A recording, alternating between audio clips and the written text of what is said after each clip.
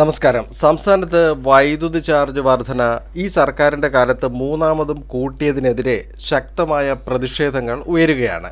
യൂണിറ്റിന് 16 പൈസയും അടുത്ത വർഷം 12 പൈസയും എന്നായിരുന്നു നിരക്ക് വർധന. ഇങ്ങനെ വർഷം തോറും നിരക്ക് കൂട്ടുന്നത് ജനവികാരം എതിരായി മാറുമെന്ന് തിരിച്ചറിഞ്ഞ സർക്കാർ അടുത്ത വർഷത്തെ വർധനയായ 12 പൈസ പിൻവലിക്കും എന്നാണ് ഇപ്പോൾ പ്രതീക്ഷിക്കുന്നത്.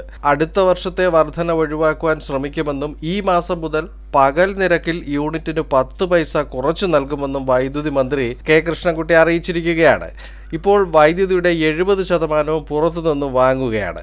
അതിന് അമിത വില നൽകുന്നത് KSEBക്ക് നഷ്ടമാണെന്ന് മന്ത്രി പറയുന്നു. 2022-23 കാലത്ത് 1023.62 കോടിയായിരുന്നു KSEBയുടെ നഷ്ടം. 2023-24 ആയപ്പോൾ 1370 കോടിയായി.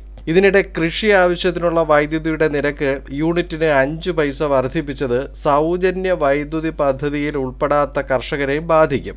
വൻകിട കർഷകർക്കും ഇത് തിരിച്ചടിയാണ്. കൃഷിക്കായി വൈദ്യുതി സൗജന്യമായി നൽകുന്നത് കരഭൂമിയിൽ പരമാവധി 5 ഏക്കറിനും നെൽകൃഷിക്ക് പരിധിയില്ലാതെയുമാണ്. ഈ തുക കൃഷി വകുപ്പാണ് KSEBക്ക് നൽകുന്നത്. ഇതോടെ അധികമായി യൂണിറ്റിന് 5 പൈസ വീതം കൃഷി വകുപ്പ് KSEBക്ക് നൽകുന്നത് അവർക്കും സാമ്പത്തിക ബാധ്യത ഉണ്ടാക്കുകയാണ്. ഇതിനോടൊപ്പം സർക്കാരിന്റെ അനുമതി കൂടാതെ KSEB നടപ്പാക്കിയ ശമ്പള വർധന വൈദ്യുതി റെഗുലേറ്ററി കമ്മീഷൻ തള്ളിയിട്ടുണ്ട്. ഇതിനിടെ ഈ വൈദ്യുത ചാർജ് വർധന അദാനി കമ്പനിയെ സഹായിക്കാൻ വേണ്ടിയാണെന്ന് രമേശ് ചെന്നിത്തല ആരോപിച്ചിരുന്നു. എന്നാൽ KSEB വൈദ്യുതി വാങ്ങുന്ന കമ്പനികളിൽ ചിലത് മാത്രമാണ് അദാനിയുടേത് എന്ന് വൈദ്യുതി മന്ത്രി പ്രസ്താവിച്ചിരുന്നു. KSEBക്ക് അദാനി കമ്പനിയുമായി 3 ഹ്രസ്വകാല കരാറുകൾ ഉണ്ടായിരുന്നു. അതിലൊരെണ്ണം നവംബറിൽ അവസാനിച്ചിരുന്നു. ഒക്ടോബർ മുതൽ 2025 മെയ് വരെയുള്ള മാസങ്ങളിലെ വൈദ്യുതി പ്രതിസന്ധി പരിഹരിക്കാനാണ് KSEB ഹ്രസ്വകാല കരാറിലൂടെ വൈദ്യുതി വാങ്ങുന്നതിനുള്ള സംവിധാനമായ ഡീപ്പ് പോർട്ടൽ വഴി കരാർ ക്ഷണിച്ചത്. ഇക്കൊല്ലം നിരക്ക് വർധനയിലൂടെ 2025 മാർച്ച് 31 വരെയുള്ള 4 മാസം കൊണ്ട് 151.67 കോടി രൂപയുടെ അധിക വരുമാനം KSEBക്ക് ലഭിക്കും. അടുത്ത വർഷം ഇത് 473.2 കോടിയാകും. ഇനി ചെറുകിട വ്യവസായങ്ങൾക്ക് നേട്ടമുണ്ടാകുന്നുണ്ട്. പകൽ 10% നിരക്കിളവ് അനുവദിക്കുന്നത് ഏകദേശം 1.5 ലക്ഷം ചെറുകിട വ്യവസായികൾക്ക് ഗുണമാകും. LT4A, LT4B എന്നീ വിഭാഗങ്ങളിലുള്ളവർക്കാണ് ഈ ആനുകൂല്യം ലഭിക്കുന്നത്. മറ്റൊരു കാര്യം കൂടി നോക്കാം. ഒന്നിലധികം വീടുള്ള സമ്പന്നരും പ്രവാസികളും അടച്ചിട്ടിരിക്കുന്ന വീടുകൾക്കും ഫ്ളാറ്റുകൾക്കും സബ്സിഡി അനുവദിക്കേണ്ടതില്ല എന്ന് റെഗുലേറ്ററി കമ്മീഷൻ നിരീക്ഷിച്ചിട്ടുണ്ട്. 2011 സെൻസസ് പ്രകാരം കേരളത്തിൽ 13 ലക്ഷം വീടുകളിൽ ആൾപ്പാർപ്പില്ല. ഇവിടെയൊക്കെ ഉപഭോഗം 100 യൂണിറ്റിൽ താഴെയാണ്. 120 യൂണിറ്റ് വരെയുള്ള ഉപഭോഗത്തിന് സർക്കാർ യൂണിറ്റിന് ശരാശരി 30 പൈസ സബ്സിഡി നൽകുന്നുണ്ട്.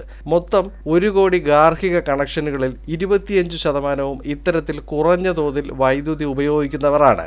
ഈ വർഷം ഒക്ടോബർ 31 വരെ വൈദ്യുതി ചാർജ് കുടിശ്ശികയായി പിരിച്ചെടുക്കേണ്ടത് 2179 കോടിയാണെന്ന് KSEB അറിയിച്ചിട്ടുണ്ട്. മാർച്ച് വരെ 3460 കോടിയായിരുന്നു. സർക്കാർ പൊതുമേഖലാ സ്ഥാപനങ്ങളുടെ കുടിശ്ശിക ഏറ്റെടുത്തതുകൊണ്ടാണ് ഇതിൽ കുറവുണ്ടായത്. KSEBയുടെ കഴിഞ്ഞ സാമ്പത്തിക വർഷത്തിലെ നഷ്ടത്തിന്റെ 90% സർക്കാർ ഏറ്റെടുത്തിരുന്നു.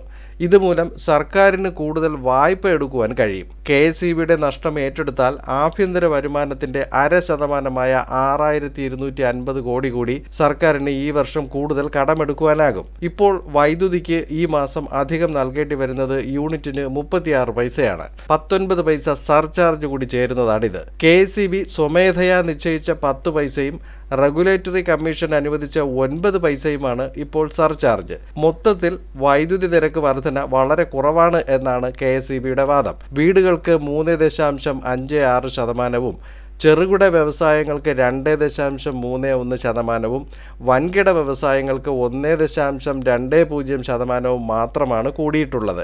50 യൂണിറ്റ് വരെ മാസം ഉപയോഗിക്കുന്ന 26 ലക്ഷം പേർക്ക് ദിവസവും 26 പൈസയാണ് കൂടുന്നത്. 150 യൂണിറ്റിൽ കുറഞ്ഞ ഉപയോഗമുള്ള 83.77 ലക്ഷം പേർക്ക് ദിവസവും 1.60 രൂപയാണ് കൂടുന്നത്. KSEBയുടെ കണക്കിൽ 1 യൂണിറ്റ് വൈദ്യുതിയുടെ യഥാർത്ഥ ചിലവ് 7.2 6.20 രൂപയാണ്. റെഗുലേറ്ററി കമ്മീഷൻ അനുവദിച്ചത് 6.96 രൂപ മാത്രമാണ്. ഇതോടെ 34 പൈസയുടെ വരുമാന നഷ്ടമാണ് ഉണ്ടാകുന്നത്. എന്തായാലും വലുതായാലും ചെറുതായാലും വൈദ്യുതി ചാർജ് വർധന ഉപഭോക്താക്കൾക്ക് ബാധ്യത തന്നെയായിരിക്കും. ഇപ്പോൾ സോളാറിനോട് പ്രിയം കൂടുകയാണ് എന്നൊരു റിപ്പോർട്ടുമുണ്ട്. രാത്രി കൂടുതലായി ഉപയോഗിക്കുന്ന വൈദ്യുതിക്ക് മാത്രം ബില്ല് നൽകിയാൽ മതിയെന്നതാണ് ഇതിലുള്ള ഒരു നേട്ടം. കൂടുതൽ സോളാർ വൈദ്യുതി ഉൽപ്പാദിപ്പിച്ച് ഗ്രിഡിലേക്ക് നൽകിയാൽ വരുമാനവും ഉണ്ടാകും. ഇപ്പോൾ വൈദ്യുതിക്ക് പ്രതിവർഷം 500 മുതൽ 1200 മെഗാവാട്ട് വരെയാണ് കമ്മി. സോളാർ ഉൽപ്പാദനം വർദ്ധിപ്പിച്ചാൽ 500 മെഗാവാട്ട് കിട്ടുമെങ്കിലും രാത്രി ഉപയോഗത്തിനായി അത് ശേഖരിച്ചു വയ്ക്കുവാൻ കഴിയുന്നില്ല എന്ന പോരായ്മയുണ്ട്.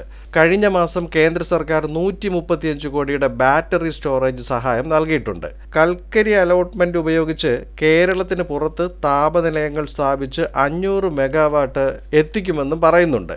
പുതിയ കരാറുകളിലൂടെ കുറഞ്ഞ നിരക്കിൽ വൈദ്യുതി എത്തിക്കുവാനുള്ള ശ്രമവും KSEB നടത്തുന്നുണ്ട്.